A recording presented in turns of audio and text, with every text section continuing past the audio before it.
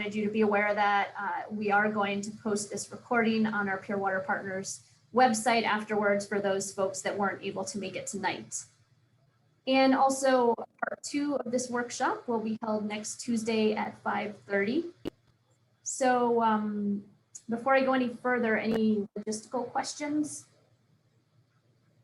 Anyone? Okay, so I just want to briefly introduce the members of the team who have helped to put these workshops together and will be available at the end for questions. So Jennifer Weber is from McKenzie Watershed Council, can wave to everyone, and she's coordinating the Zoom technology tonight, so thanks, Jen. Chris Stenchel from EWEB. Two-handed wave. Lily Leiterman from the Upper Willamette Soil and Water Conservation District. And Justin Patton from Oregon Department of Forestry. All right, great. So I will go ahead and get started. It'll probably take me a minute to share my presentation. See if I can do it correctly this time.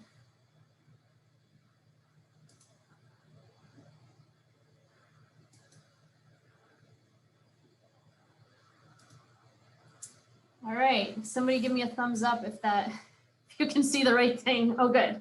Okay, so again, welcome to this year's Naturescaping workshop. We're happy to have it, at least virtually.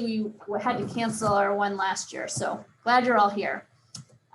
Just a reminder again, this is a 2-part session. We didn't want to give anyone Zoom fatigue with a 3-hour-long set of presentations. So today we're going to be kind of giving an intro, talking about the holiday farm fire, controlling invasives. And next Tuesday, we'll focus on fire-wise landscaping and basic naturescaping principles, site design, where to plant, right place kind of concepts. So EWEB has had a source water protection program in place for about 20 years now, actually, in order to protect the McKenzie River as Eugene's sole source of drinking water. And so our goal is really to look at watershed health and the human use that's occurring over time and implement actions and programs that protect the McKenzie River, both for Eugene's drinking water and for the communities up and down throughout the watershed. So I always like to show this map because you can see EWEB's drinking water intake way down in the Eugene Springfield area. And we're really concerned with everything that happens in the watershed upstream. But EWEB doesn't own a lot of land in the watershed, and we don't have any jurisdiction over how lands are managed. So the main point there is that we're really trying to work together with a variety of landowners, from the Forest Service through industrial timber, rural residential and agricultural landowners on a voluntary basis with our programs. So we have a lot of sub-programs for everything from watershed emergency response system to respond to hazardous spills. We do water quality monitoring baseline and storm event. We have a septic system assistance program. We work with farmers under our Healthy Farms Clean Water program, etc.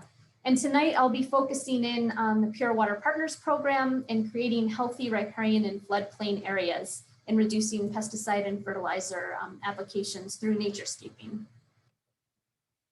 So one of the concerns in terms of drinking water over the long term is development along the river.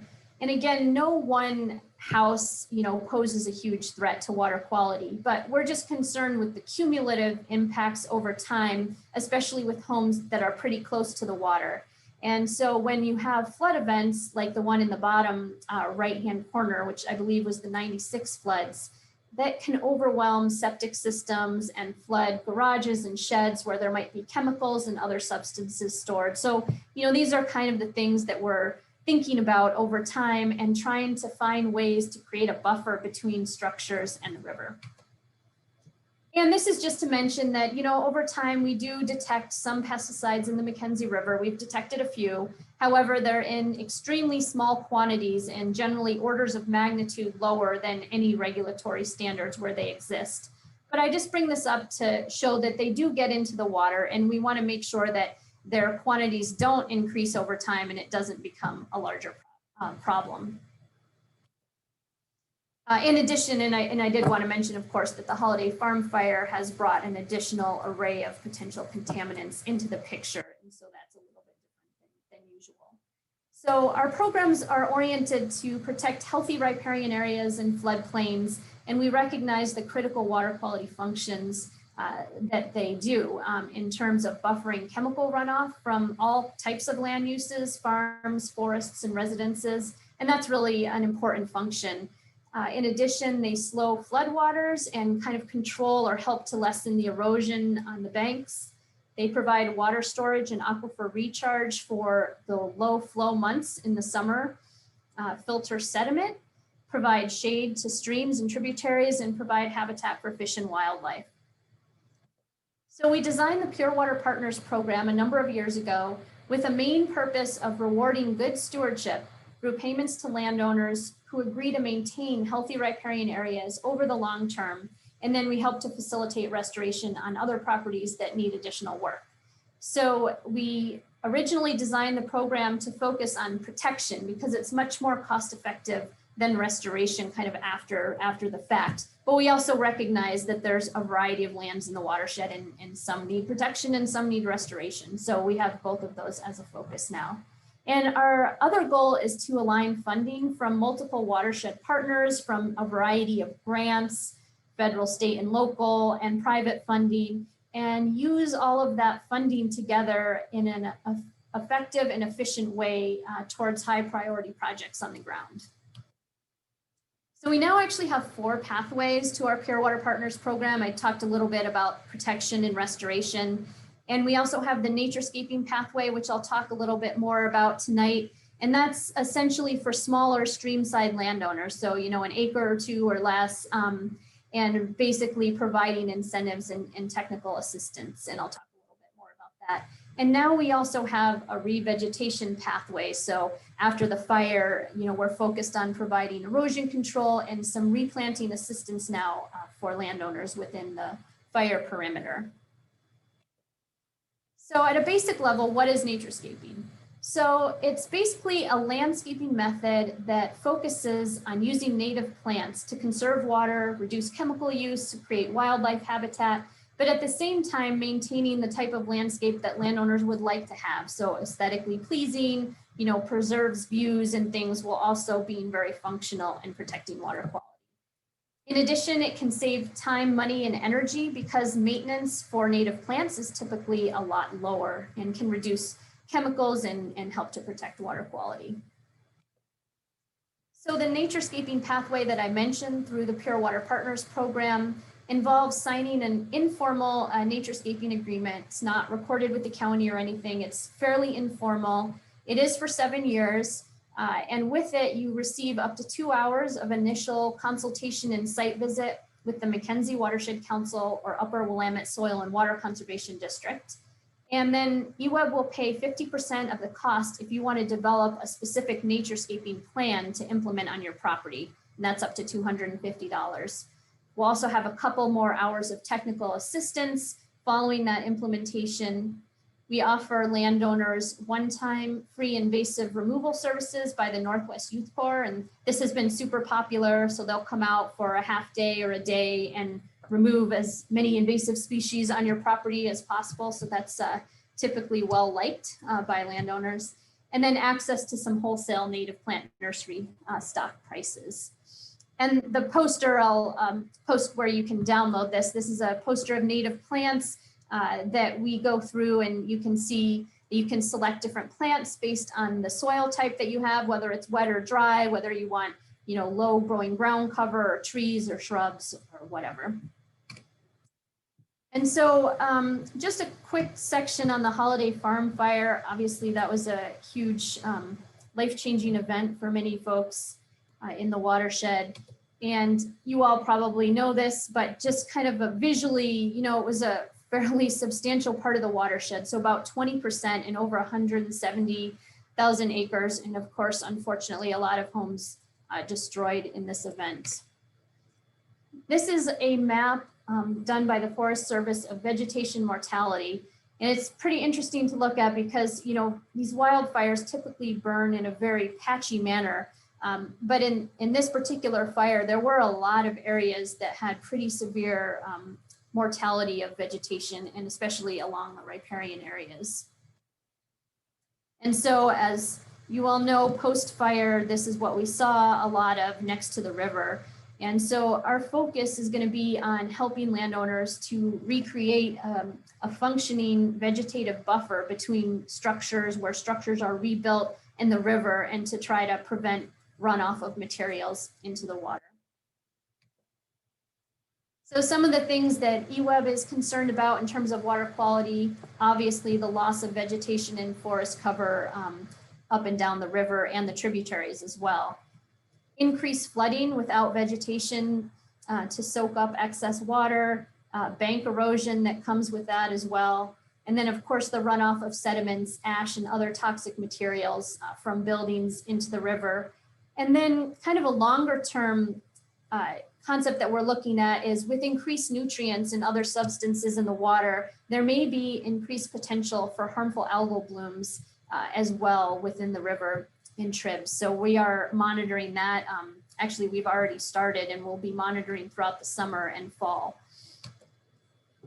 So following the fire, EWEB was trying to figure out what we could do really quickly to help landowners and help prevent these materials from washing into the river. So we hired a contractor to do some initial hazardous waste stabilization for some of the high-risk properties next to the river. And then we really worked with all of our partners to essentially shift our Pure Water Partners program to conduct burn assessments or post-fire assessments rather than our normal streamside riparian health assessments. And we developed some GIS tools in the field to do this. We trained surveyors and started conducting these burn assessments, developed a whole web portal for landowners to sign up. And we worked extensively with the Northwest Youth Corps. They learned how to make wattles to help prevent erosion and runoff and install those. And they've been super valuable throughout this whole process. They've done a ton of work. So as I mentioned, we kind of reoriented the focus of our Pure Water Partners program temporarily.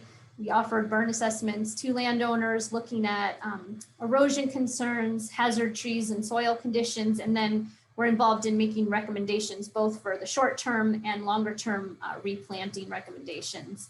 And each of these steps required a different level of, we had an access agreement for the first one to allow us to come onto landowners' property, make this assessment. And then the next step was to install erosion control measures, such as wattles, silt fences, hydroseeding, and mulch, and that required another agreement to sign. And then the third piece, which is just wrapping up as we speak, is riparian replanting. So our team has planted over 208,000 native trees and shrubs in the riparian areas on 87 properties, which is just a huge amount. And I just want to acknowledge the incredible work of our team on the ground and contractors, Northwest Youth Corps, and everybody that helped out with this process. It was a huge amount of work in a short amount of time, basically over 2 months, because the planting window is relatively small. So, and this work required landowners to sign a revegetation cooperative agreement. So it includes the initial year when the plantings go in, and all of this is done, free of charge, and then an additional 6 years of maintenance. So PWP staff and contractors will come out and monitor these replantings and replant as necessary if trees and shrubs don't survive as needed, and do some maintenance, invasive control, and such. So it's really kind of a long-term agreement to help get these areas back and regrowing. And I wanted to mention that kind of post-fire, when we went out and did these assessments, there's a lot that goes into them. So we're not just looking at one thing. This is from the University of Idaho Extension, and it's looking at a whole variety of things affected by the fire. So organic litter on the ground, stumps, how burned trees are, how high do the scorch marks go? Did it reach the crown? What's the condition of the roots and the soil? And so it just helps us to think about the properties as we're assessing them. And then again, to look specifically at soil burn severity.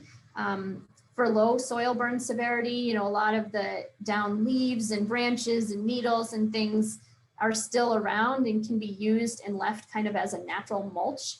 And in this case, landowners can really kind of wait and see what type of regrowth occurs, because it will occur. And, it's maybe more than you would originally think given what you're looking at the beginning. And then kind of the more moderate soil burn severity, there's still some materials on the ground that we would leave, but a lot of times on these steeper slopes, that's when we want to install erosion control. So prevent some of this runoff and materials from getting into the river. And in a lot of these cases, we also did reseeding and replanting. Some regeneration will likely occur here, as opposed to the high soil burn severity, which there's really not much left on the ground, and regeneration is much more unlikely or much more limited than in these other cases. And these are the places that are highest priority for reseeding and replanting. These are some examples of the erosion control best management practices that we put in on high priority properties. So you can see the wattles and the silt fences. And then the picture on the left is hydroseeding. So we actually obtained a native seed mix that was mixed into what is being sprayed on the ground there. And it basically holds the soil in place and allows reseeding and resprouting to occur. Here's a photo of replanting in riparian areas after the fire.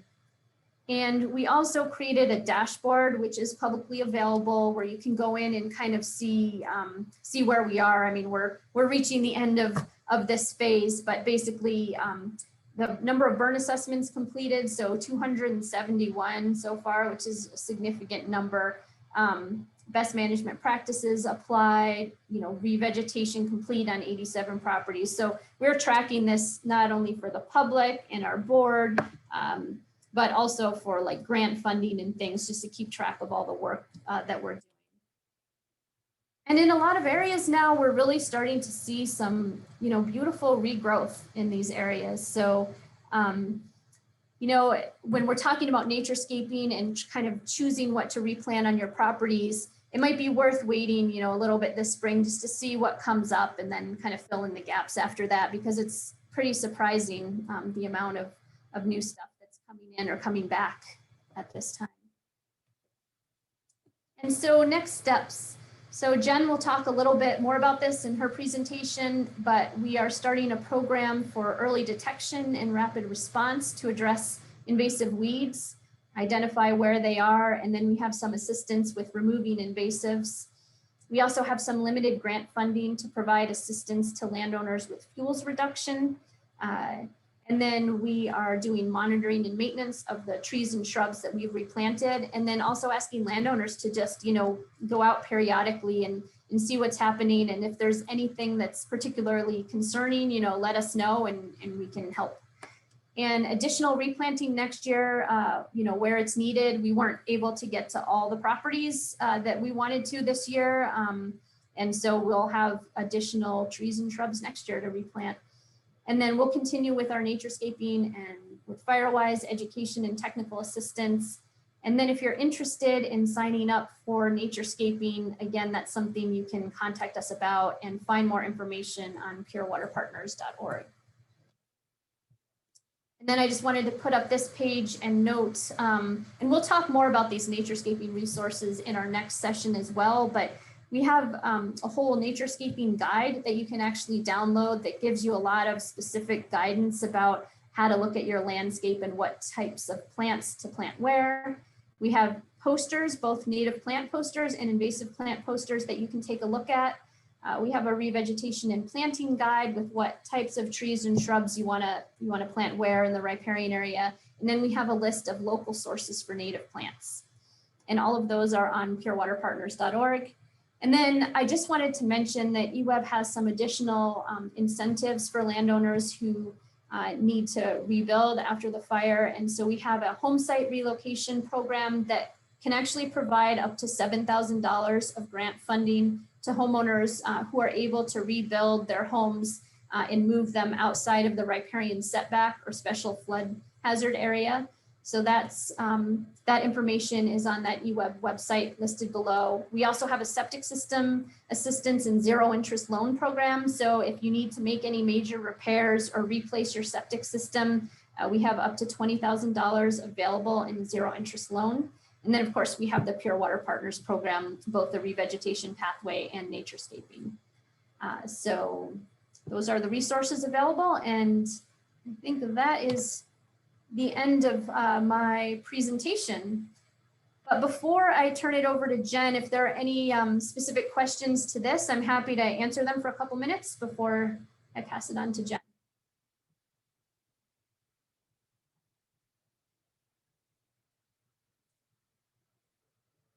I'll give the appropriate pause for people to unmute themselves. So how do you get signed up for the agreement or have somebody come out and look at the riparian zone? Yes, so are you referring to the post-fire assessment? Yes. Okay, yes. If you haven't had one done, you can sign up on our website. So you can go to purewaterpartners.org and sign up for a burn assessment there. Or you can email us at the email address up there, the info@purewaterpartners.org, and we can certainly sign you up for one and come out and take a look at your property. Okay.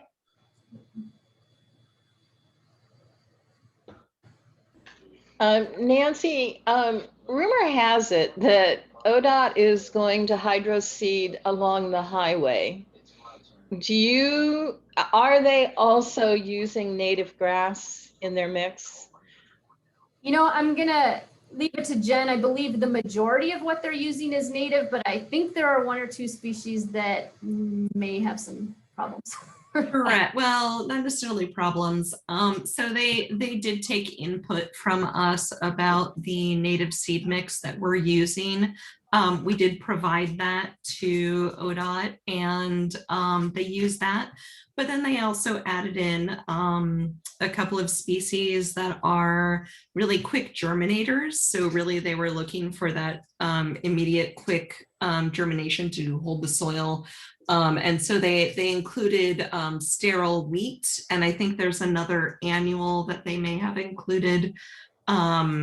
I would need to look and confirm that, but we specifically chose not to include sterile wheat or annual ryegrass in our mix, just because of, you know, it is sterile theoretically, but sometimes you do get regeneration of those plants after the first year. So we elected not to use that in our seed mix, but that is the seed mix that they're using.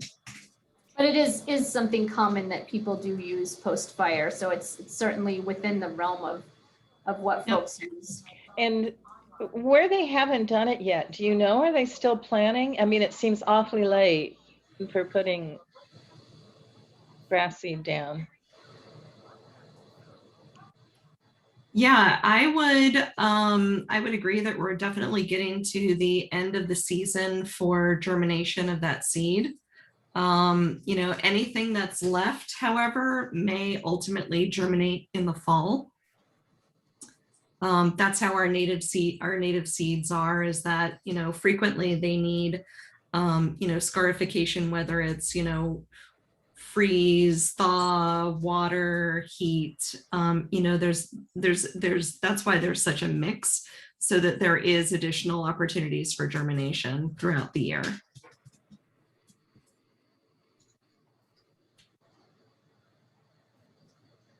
Any other questions? Right. Well, I'm going to turn it over to Jen now to talk about controlling invasives. Yeah. Okay, I just wanted to do one last check, make sure there wasn't anyone waiting in the waiting room. So hopefully I don't miss that while we're presenting here. So I'm just gonna warn everyone, it's gonna take a second you're gonna see a black screen for a minute or two, not a minute, but a few seconds before my presentation actually shows up. There we are. That's everyone. Good. Yep, other than the fact that it's not the first slide. Yeah. That's okay. There we are. I think we're ready now. So again, I just wanted to thank everyone for joining us tonight. You know, sitting on a Zoom in the evening when it's sunny out and nice out is definitely challenging. So I really appreciate your dedication and interest in protecting and restoring the McKenzie River. So like I said, I'm Jennifer Weber. I'm the projects manager with the McKenzie Watershed Council. And the Watershed Council, we're a nonprofit organization that works in partnership with the Pure Water Partners. Just basically, same goals, address complex ecological challenges that are facing the McKenzie River. So my talk is really about controlling invasives in the riparian area. And so I wanted to talk a little bit about what a riparian area is. We throw all of these terms around, and so I just want to give context. The riparian area is the zone of the land that interfaces and interacts with the stream or river. And riparian areas have a lot of really key features and functions that are really just so important for water quality, as well as wildlife habitat. So riparian areas host something like 80 to 85% of our native wildlife. So they really provide that critical habitat. They provide shade, shelter, and food. Additionally, they're sources of woody debris for rivers, which help to create stream complexity. They help to filter runoff, so surface runoff from upper areas and groundwater. And of course, that's very relevant to the fire damaged areas of the watershed. The vegetation in the riparian area helps to provide erosion control for the stream bank. So, along the river, we have several impacted areas that have been caused by multiple reasons. Nancy touched on a few of these. Over the last 50 to 100 years, they've really been altered through, flood control dams that are affecting those natural flow regimes, development, the clearing of floodplain forests, whether that was for development or for those historic forestry practices, including stream cleaning and road building. And of course, most recently by the fire, where we've seen a lot of damage to the riparian vegetation. So impacted riparian areas may have a lot of invasive vegetation, riprap, revetments. You may even be seeing revetments and rock that are on the stream bank that you didn't see before because they were covered by vegetation. But now that vegetation has burned off, and there's lots of rock and stone that's abundantly visible. So, invasive vegetation, why is it a problem? I know a lot of folks love the flowers that are in some of the plants, and blackberries are definitely something that are pretty tasty, but invasive vegetation is very problematic for multiple reasons. It's any non-native plant that grows or expands aggressively, displacing that native vegetation. And it typically creates a monoculture habitat. So it's impacting habitat by reducing the available habitat for our native wildlife. Invasive vegetation's outcompeting, displacing other vegetation, and not allowing our native trees and shrubs to grow, which ultimately impacts long-term wood recruitment. So those are the habitat impacts. The next impacts I want to talk about are the hydrologic impacts, which, like I mentioned, by outcompeting native vegetation, it limits the growth of native trees, which then ultimately limits the shade potential for riparian areas, allowing increased solar impacts. Most invasive vegetation, it doesn't have the same fibrous root system that our native vegetation has. Think about things like in this photo is showing the root system, the root crown of Himalayan Blackberry, which is just, there's a couple of runners that are coming out of that, but it's not that dense fibrous root system that's going to hold soil in place. Additionally, thick mats of vegetation like reed canary grass can trap sediment that fills in side channels.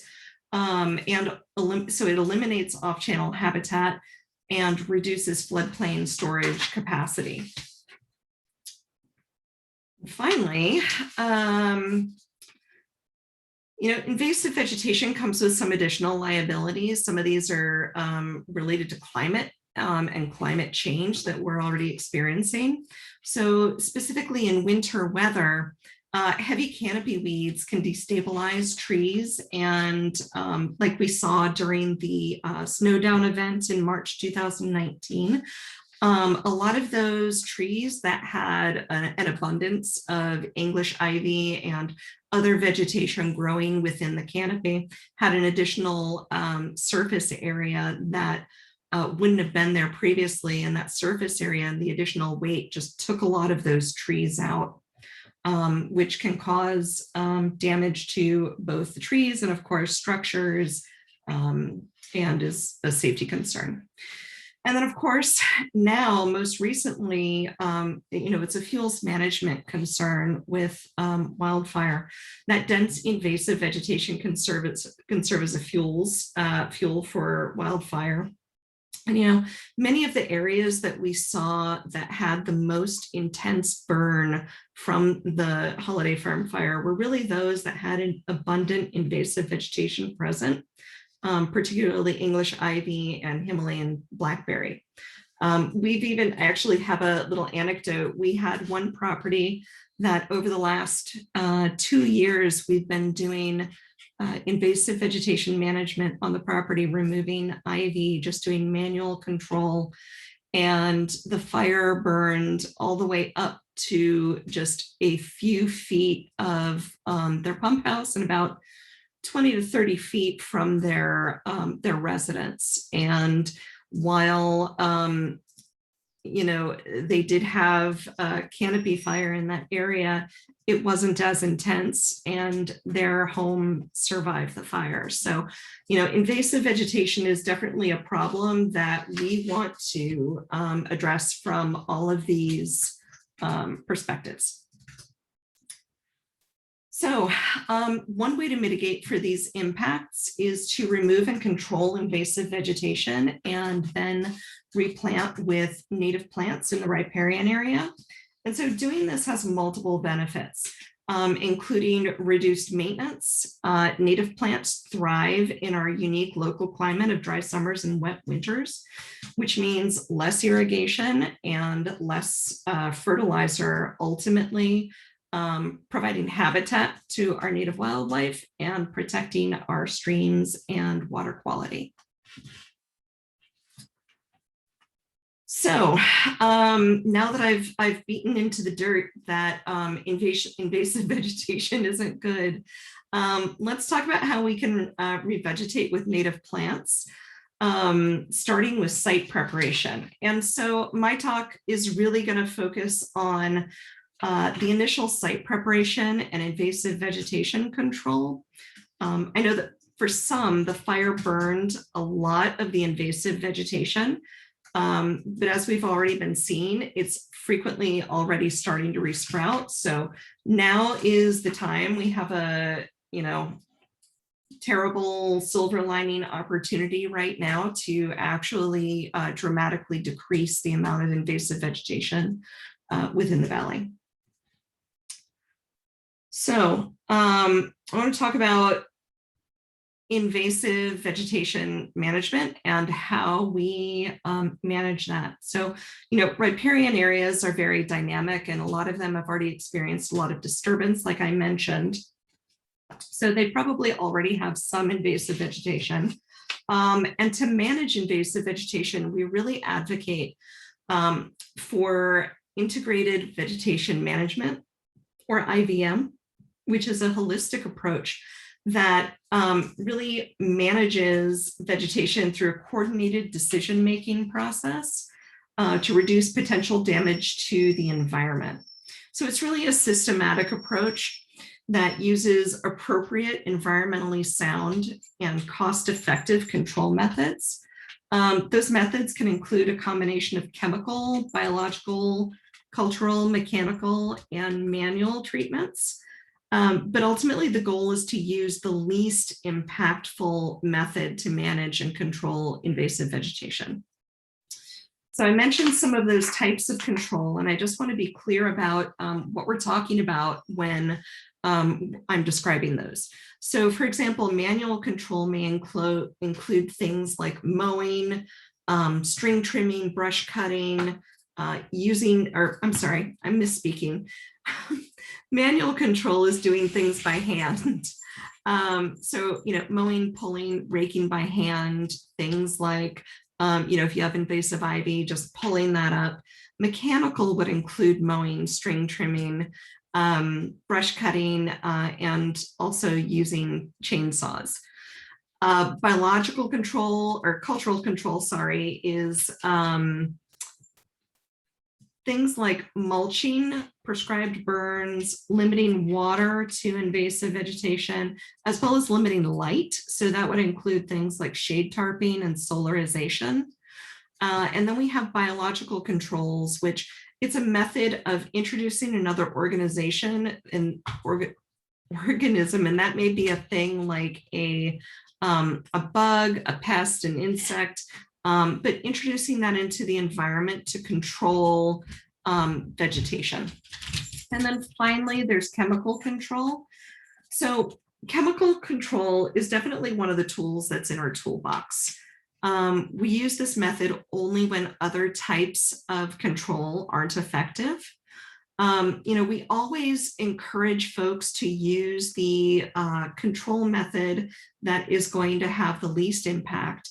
However, if you do use chemical control, we urge you to use a licensed applicator that can access and use aquatic safe herbicides at the appropriate application rates. So this is our list of the 10 top invasive weeds that we frequently see in the basin. I'm really going to focus on the first 5 of this list, some of the identifying characteristics and some methods of control or removal. At the end of it, well, Nancy already introduced some of the information that the Naturescaping guidebook, which is available on the Pure Water Partners website, the www.purewaterpartners.org, has a Naturescaping guidebook, and a lot of what I'm going to talk about is actually in the Appendix C of that guidebook. So you don't necessarily have to take detailed notes on all of the fun things I'm going to tell you about in these specific invasive plants.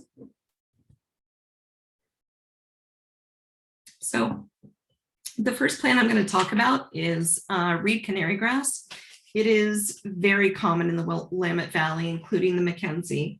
It really thrives in wet, sunny areas. So we can think about that in terms of cultural controls. It grows to be up to 6 feet tall, and the roots emit an allelopathic chemical that inhibits the root growth of other species. So because of that, it forms a really dense single species stand that displaces other native plants. It can choke out smaller streams and ditches, and of course it spreads by seeds, fragments, and rhizomes. So because of how it spreads and because it does create that dense mat, it can be difficult to control. And of course, it continually reseeds. So some of the methods you can use for control include mowing, and that needs to follow a persistent multi-year treatment, so 5 times or more per year. And really, you want to do that before it goes to seed. And while that won't kill it, what it will do is it helps to reduce the spread both locally and downstream of where it's growing. Culturally, you can use shade cloth in the early spring after the risk of rising water levels has passed. And, if you're using shade cloth or doing solarization, whatever material you're using, it should be really securely staked down so that in the event of unexpected river flows, it doesn't float downstream. Solarization is very similar to shade cloth, but usually uses a clear plastic sheeting. And what that does is it essentially cooks the vegetation instead of shading it out. The next species is is Himalayan Blackberry, which I'm sure most folks are familiar with that. It has, identification on it is really pretty straightforward. It has those arching canes that grow up to like 15 feet tall. They can be up to 40 feet long though, which means that if there's trees with lower hanging branches, it'll grow straight up into the canopy. Which also, of course, then creates, you can really think of that as a ladder fuel going into the canopy. They have the small white pinkish flowers, followed by fruit in late summer. And like I mentioned, it has a really large root crown that does little to stabilize the bank. So you can mow it, you can graze it, you can cut it. The biggest thing is that you want to do that before it sets fruit, because once it sets fruit, then you're looking at additional sprouts coming up. Things like goats can be effective for clearing areas. Of course, they will also eat all of the native vegetation in the area, so they would need to be fenced in pretty well. The root crowns, of course, also after any sort of grazing will still need to be removed. For larger areas, what we typically do is we will cut it in the summertime and then use a licensed herbicide applicator on the fall regrowth, but only in the fall, because we don't want it in a growth phase. And additionally, we want it when it's taking in nutrients and when there's no blooms on it where there might actually be bees. With blackberry, reed canary grass, same thing. You just have to be really persistent and continue to check for any regrowth in those areas. Oh, Scotch broom. The flowers in the photo on the right look so pretty, but it is just such a prolific seeder. It's an introduced species that was actually introduced to help stabilize soils. It grows to be 3 to 10 feet tall. And like I mentioned, it seeds heavily. It has those bright yellow flowers that then develops a really like a pea pod-like seed pod that's filled with seed. And so what happens is that once the seeds are ripe, they burst and scatter seeds for yards around. And, the seed for Scotch broom is really persistent in the soil and is viable in the soil for decades. So, once you have it there, you have to be concerned about how much you're turning up the soil and disturbing the soil. It inhibits conifer growth and increases the risk of forest fires when it's established in a forest setting. So for control of it, if you have like a yearling species, and this is really relevant right now, if you have things that if you see the Scotch broom coming in now, you can pull those seeds by hand. But because the seeds are viable in the soil so long, if you have larger stems, ones that are 3/4 of an inch or larger, you really want to just cut them by hand using loppers or pruners, and remove that vegetation, especially if there are any seed pods remaining on it. Make sure that you dispose of it so that those seeds aren't going into compost or into fire. And again, just be really persistent with it. So English ivy, this is definitely one that it's hard for me to escape. It's one that's escaped the home landscape. It's one that I feel like can actually be controlled by manual control. It works really well. It's a little bit labor intensive and time consuming, but it's actually effective. It does, it's evergreen. It's a vining ground cover. It grows up trees. And once it grows up the trees, it becomes a canopy weed that, sorry, my dog is very upset that I'm doing this and not paying attention to her right now. So it becomes a canopy weed that, it flowers and then sets berries and seeds that then birds eat and carry them to other areas. The thing I guess I really want to mention about English ivy is that if you can't do anything else as far as controlling the English ivy, like if it's on the ground, that's one thing. But once it grows up into the canopy and becomes a canopy weed, take the time to girdle it from around the trees. If you have the time, pull it back from the base of the trees. Not just from a invasive vegetation standpoint, but also from a standpoint of it being a fuel in the canopy that can cause a more intense burn. So use loppers, chainsaw if necessary, and remove that. Once you've removed the vegetation, don't put it into compost piles. If it's in a compost pile and has access to the soil, it'll resprout. So what we usually say is that, there's basically 3 options for disposing of it. You can create a pallet using existing downed woody branches and then pile ivy on top of that. If that isn't possible, you can burn the vegetation and then the last option is that you can haul it to a commercial composting facility like Lane Forest or other. Oh, knotweed. So Japanese knotweed is really problematic. It is, it has that bamboo-like appearance. It grows rapidly right now in areas that didn't experience severe burn. We're already seeing it 3 feet tall. It grows super rapidly. It forms a really dense monoculture. If you see small amounts of it, remove it immediately. It really prefers that rich, moist soil.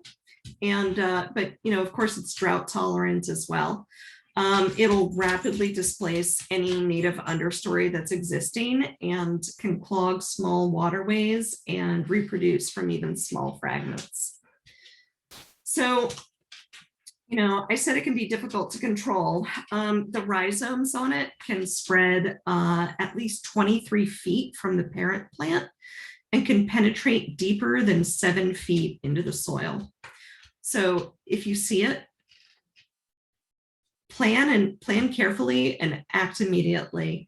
For manual control of small areas of it, you can cut it down to the ground 2 times a month or more from April to August, and then dig out any roots that you're able to find in August. Really what you're doing at that point is you're forcing it to put more energy into growth instead of spreading roots. So what you're doing is containing it in those situations. If you're not able to do that, or if you have a larger patch, you can use chemical control. However, again, we really recommend using a licensed herbicide applicator.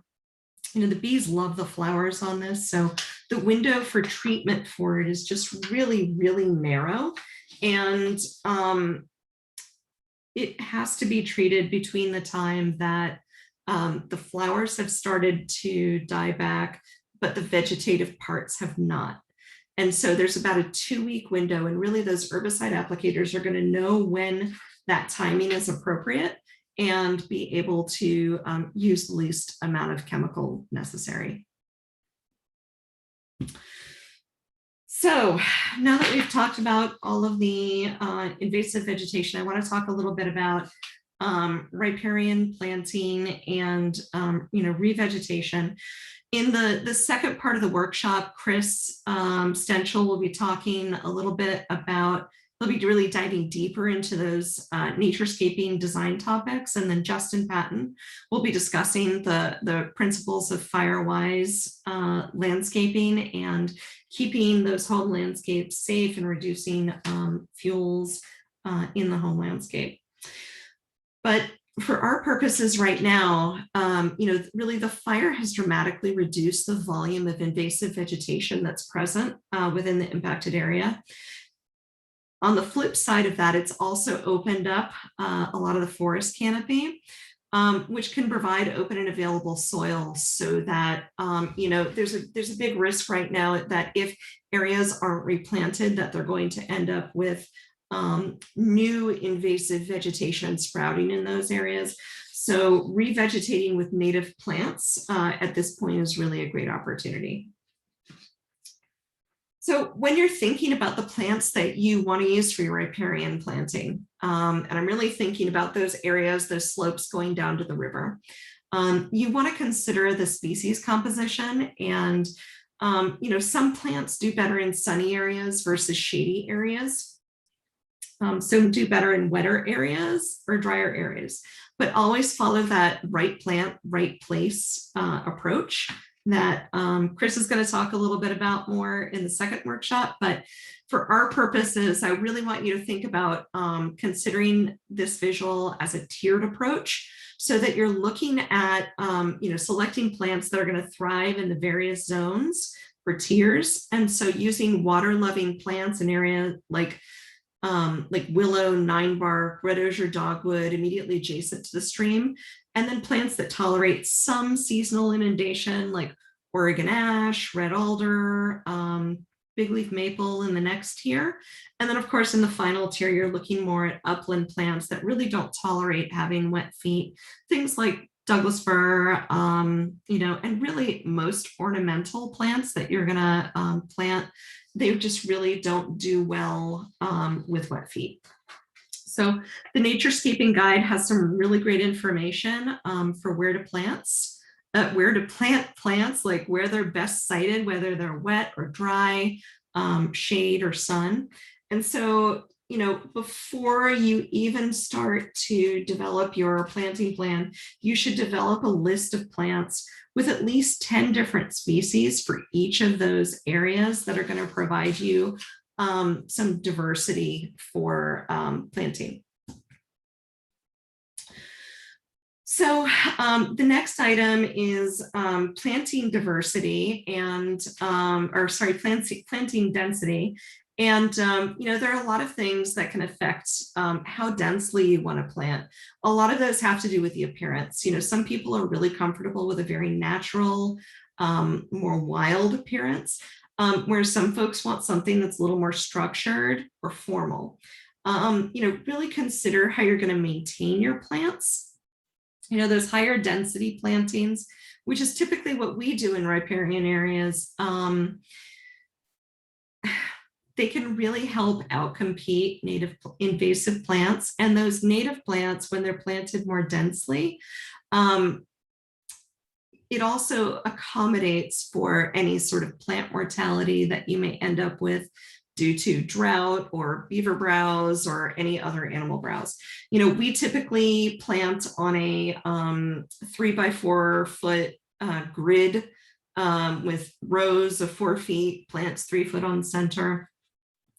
And we do that so that we can maintain it. However, for some folks, that's really not what they're looking for, and they want something that's a little bit wider apart so they can use mowers. But, really consider what the maintenance is going to be so that when you have those plants in the ground, you're able to maintain them.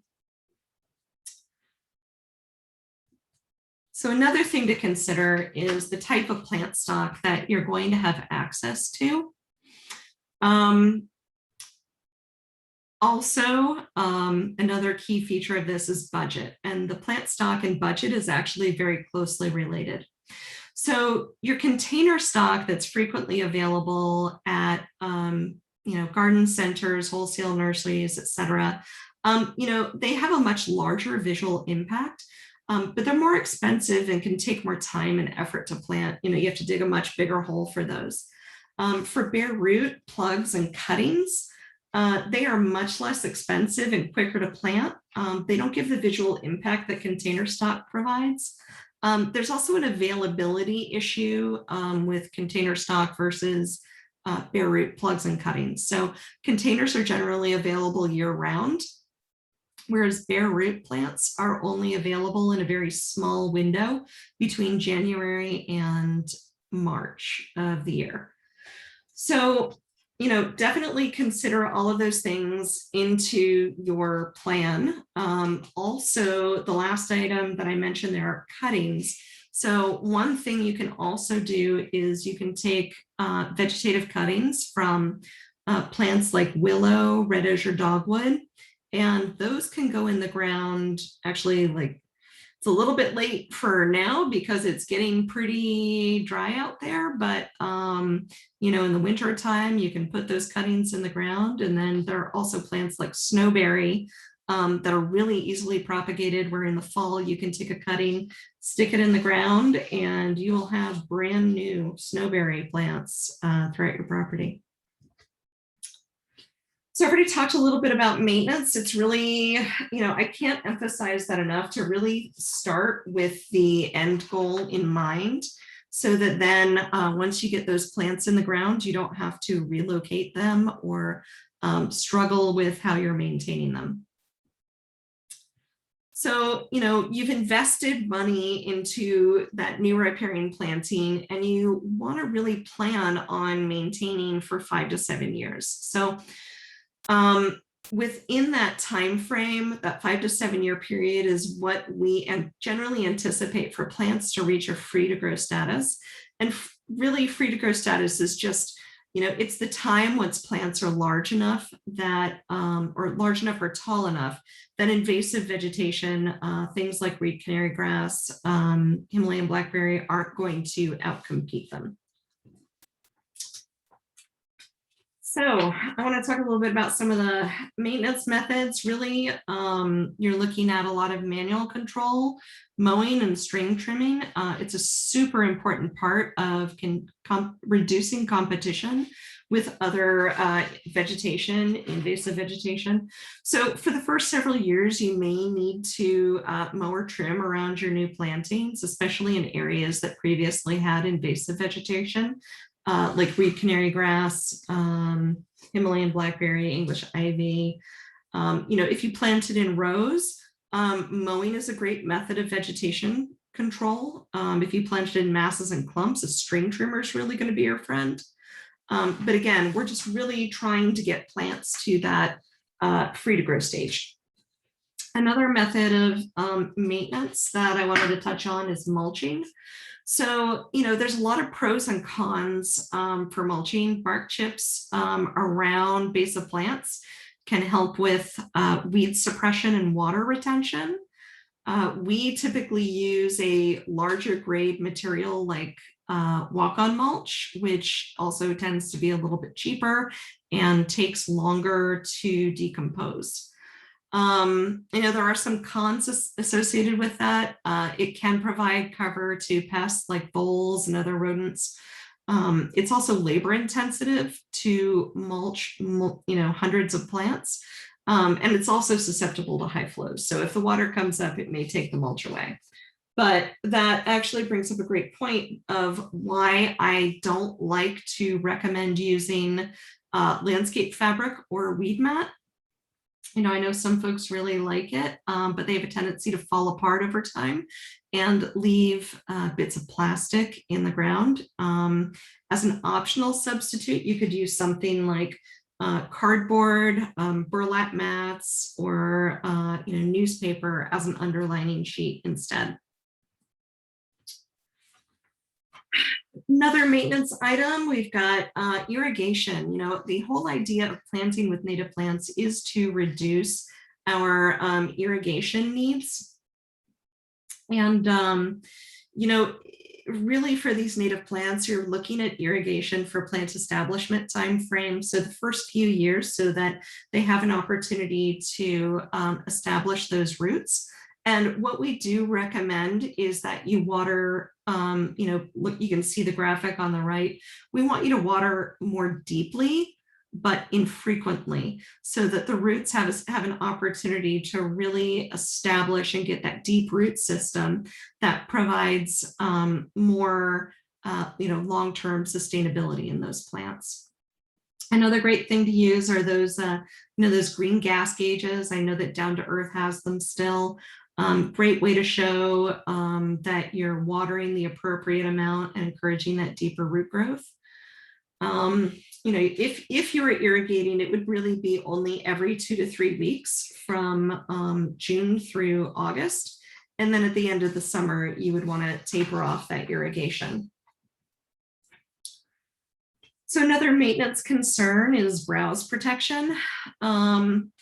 I generally only use browse protection when I am actively observing browse damage on our plants. Otherwise, I don't put any browse protection in.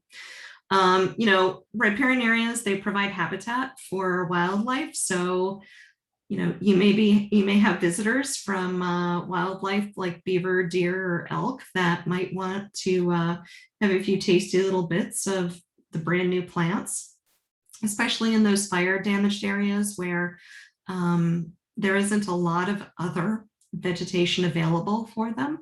So, if needed, there are several options for those first few seasons. You can use things like, the plastic tubes, mesh, welded wire cages, chicken wire cages, but hold them in place with, bamboo stake or a T-post. They can be very effective, but they can also be pretty expensive and labor intensive, and they do need to be removed because that plastic does fall apart in the landscape. So just something to consider with that. So that's my last bit about maintenance. And so I just want to share with you a couple of quick examples of riparian planting projects that have previously been completed on smaller scale. So this one is in Leeburg, and you can see the before on the left-hand side where there is primarily Himalayan Blackberry and reed canary grass in that area. On the bottom image, it's primarily nine bark, red osier dogwood, and willow, as well as a little bit of Oregon ash in there. This is that same planting project area. On the left side, you see all the abundance of reed canary grass. And then you can see how it's been controlled using mowing. And there's new native plants there along the riverbank. Again, same project area. The left-hand side, you can see the reed canary grass and Himalayan blackberry. And on the right-hand side, you can see some red osier dogwood, sluice sedge, nine bark. Looks like there's an alder there in the cage. I know that they had some issues with beaver browse in that area, so we did selectively cage some of those plants. And then finally, I wanted to show you this one. This is kind of an oldie, but goodie on Allison Creek. You can see there on the top photo, the area of the creek that, it was just bare, just completely lawn right up to the edge. And on the lower right-hand side, you can see all of the willow that has grown and is providing shade and sediment control on that property now. So I wanted to thank you for, again, joining us on this, socially distanced presentation. And if you have any questions, I'm more than happy to answer them. And then I also know that I think we're going to be available. There are going to be a few of us available for additional questions yet this evening. Great, thanks, Jen. And thanks everybody for your attention tonight. And yeah, we'll just hang around for a bit if anybody has questions. So feel free to stay on and ask questions, or if you need to leave, that's fine too. And hope to see you next week. We'll resend out a link for the next Zoom session next Tuesday. But yeah, let me just open it up to questions. It looks like there's a couple of comments in the chat. Sarah says it would be helpful to have pictures of what these plants look like as they're emerging. That's a really good point. We probably should work on some kind of handout with that, because they do tend to look pretty different first coming up versus maturity. So thank you for that point. And then I'm not sure what the comment, the why not a fire was. So Judy, if you can clarify that, I'm not sure what that was asking there. We'd be happy to answer. That had to do with Scotch Broom. Oh, okay. The why not burn them? So the seeds are still tend to be persistent, and it's one of those plants that is also considered like almost like a fireweed. where they tolerate the burn pretty well. I was told that the English ivy, you could pull and you could throw it into a compost pile and it wouldn't reseed, but I mean, I would not. I would yeah. I would absolutely not, unless you have a compost pile that you're actively checking the temperature on. Frequently what'll happen is if you put it into the compost, it'll just it'll sprout there. At each node it can sprout roots. So if it is not getting cooked hot enough, it will absolutely just take over your compost bin.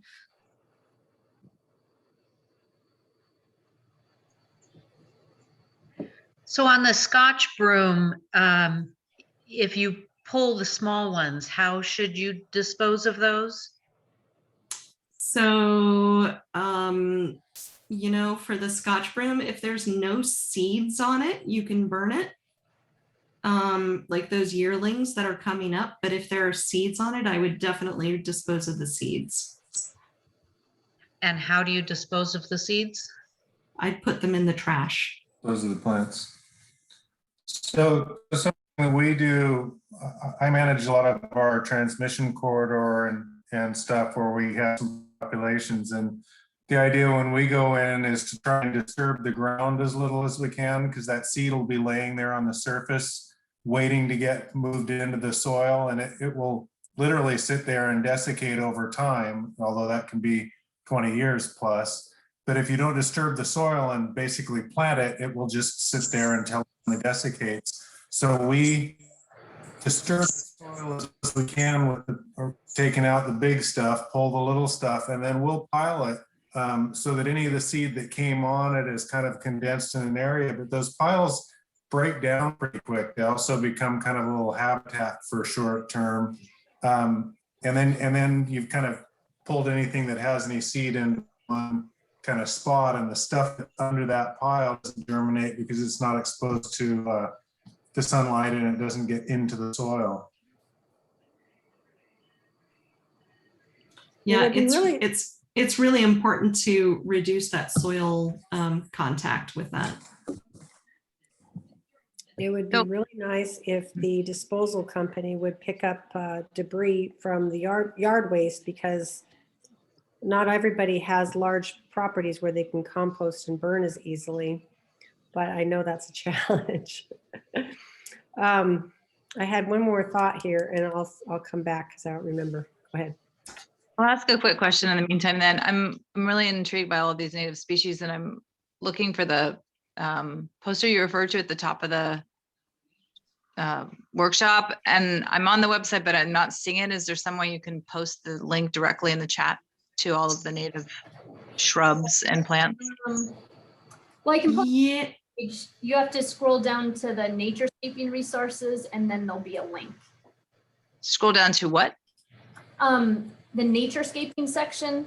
Let me just get on that. Yeah, I mean, we're on the website. I get it, but it's just, yeah, could you just Oh, post if you scroll down part way down the page, there's a Naturescaping section, and it has the list of resources below, and you can just click on, there's a native plants poster. Okay, so the Naturescaping section of the Yes. Pure Water Partners. Yep, there's It's a funny, when we first do purewaterpartners.org, it like redirects to purewaterpartners.com, or is that normal? You know, Susan was having that problem too. I'm not having that. There is an issue. There is a Pure Water Partners, which is like a water bottle.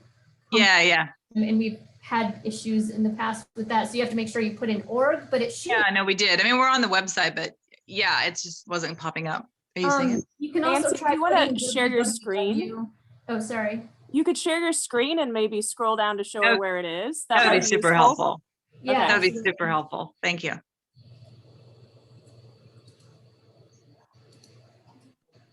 Because yeah, I was having the same thing with the website. It was not cooperating. Are you seeing that, or is that showing something else? Yeah, we're seeing it. So here's Pure Water Partners. If you scroll all the way down, sorry, it's a little ways down, Naturescaping, and then it has the resource guide, planting guide, and then the posters here. And so you can just click on the poster link and then you'll get a PDF to open up. Okay, yep, we found it. That's really helpful. Thank you. Yep. Sorry about that. So there's a brochure that you said that's available, or a booklet. Yes. Is that possible to get some copies for the McKenzie River Chamber of Commerce so that we can provide them for newcomers? Because we have a lot of new buyers for land that have been impacted by the fire. So it would be really nice to be able to give them a copy for the things that they can do for helping plant new vegetation around their property, as well as especially the riparian area. Yeah, we can talk offline about that. That one's a really long guide, so it's like a huge booklet, but we also have smaller handouts too, so. Sure, excellent, great, thank you. Yep.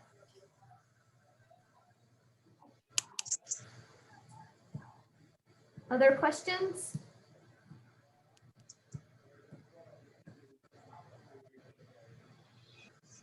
All right. Well, I want to thank you all for coming on a beautiful sunny evening. And yeah, feel free to email me or Jen or any one of us at any time, and we can talk more and get you the resources that you need. So thanks everyone for coming, and hope to see you next Tuesday at 5:30. Can I give a little preview of what next Tuesday is going to involve? Sure. Just not to self-promote or anything. Much. Nancy? Yeah. Oh, I thought you would. The preview, I thought you were giving the preview. No, just to let people know that Jason is going to give us some really good information about kind of how to look at how fire acts in the landscape and how to help kind of fire-wise protect your home. And then I'm going to delve a little deeper into, you know, the benefits of naturescaping and how to kind of set up the basic design to start replanting around your homes using native plants.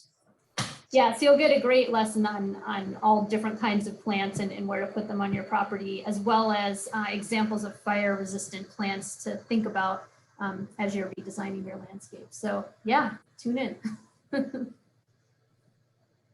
All right, thanks everyone.